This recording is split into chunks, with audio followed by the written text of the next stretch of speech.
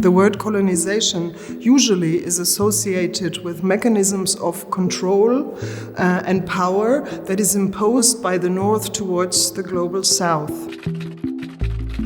The exhibition Landscapes of Belonging gives a possibility to focus on an aspect that is little discussed, colonial processes within Northern Europe.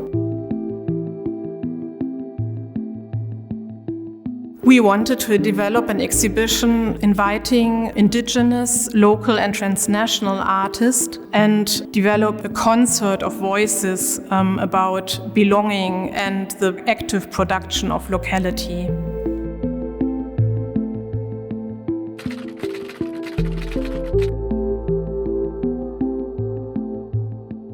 Pia Arke is a pioneering figure in terms of researching and reflecting colonial processes between Denmark and Greenland.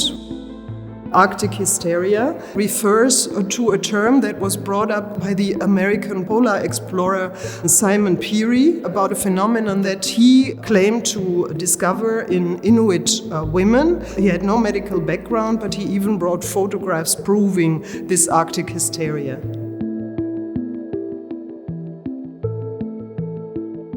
The black hair represents Inuit and gelebter, which we call ourselves Greenlanders. It is a reference to all this structural racism that we still are going through. The main thing for me is to decolonize your mindset, because actually as a citizen of Greenland, you are born into colonial power structures, and it's very hard to get out of that mindset.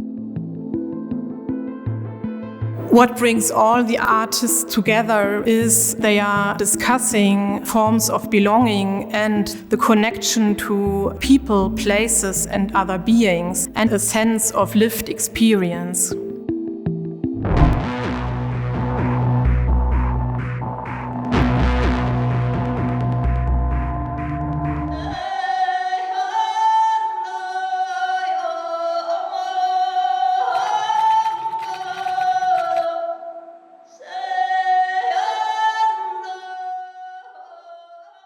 The work is inspired by nomadic schools where Sami kids went to school.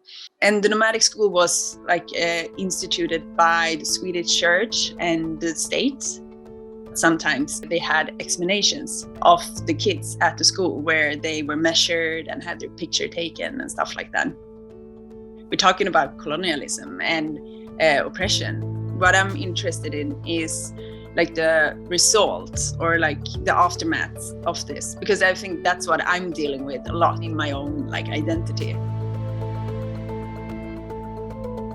I was adopted to a Sami family when I was only 3 years old, and that's why I got a Sami or indigenous heritage.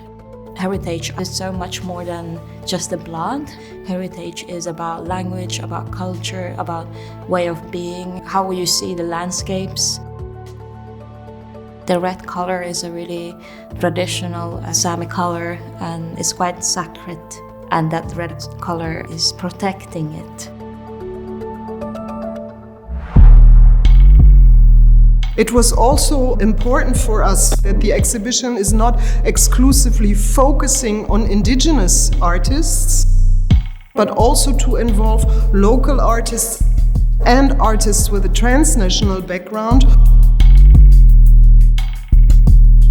We have consciously chosen a very diverse range of artists who have all a connection to the northern countries.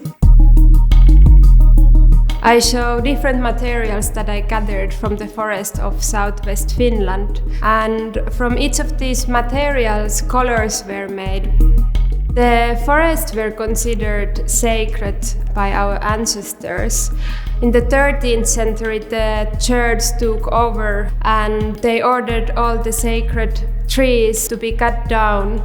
And in fact, nowadays, most of the oldest churches in the area are built on these holy crows.